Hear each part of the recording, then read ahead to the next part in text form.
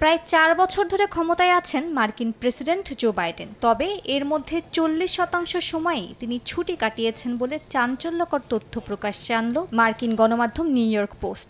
সম্প্রতি Republican national কমিটির একটি বিশ্লেষণে দেখা গেছে ১৩২৬ কার্যদিবসের মধ্যে ৫৩২ দিনই ছুটিতে ছিলেন বাইডেন। যুক্তরাষ্ট্রের ইতিহাসে এত ছুটি এর আগে কোনো প্রেসিডেন্টই কাটাননি বলে ওই প্রতিবেদনে উল্লেখ করা হয়।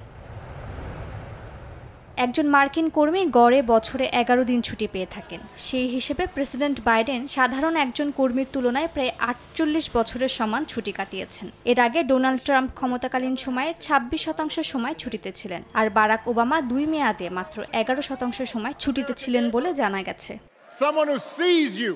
সম্প্রতি বাইডেনকে ডেলাওয়ারের সমুদ্র সৈকতে অবকাশ যাপন করতে দেখা যায়। সমালোচকরা বলছেন, যুক্তরাষ্ট্র ও বিশ্বজুড়ে যখন নানা ইস্যুতে আগুন জ্বলছে তখন সমুদ্র সৈকতের চেয়ারে হেলান দিয়ে আরাম করে ঘুমাচ্ছেন বাইডেন। এই দৃশ্যটি একসময় তার ক্ষমতার প্রতীক হয়ে দাঁড়াবে। মুদ্রাস্ফীতি, দ্রব্যমূল্যের ঊর্ধ্বগতি, সীমান্তে উত্তেজনা বা বিশ্বজুড়ে চলমান অস্থিরতা নিয়ে বাইডেন কখনোই মাথা ঘামাননি বলেও মন্তব্য করেন তারা। যদিও জো বাইডেনের সহযোগীদের দাবি, ছুটিতে থাকলেও কাজ করেন বাইডেন। এছাড়া সবসময় তাকে ফোনে পাওয়া যায়।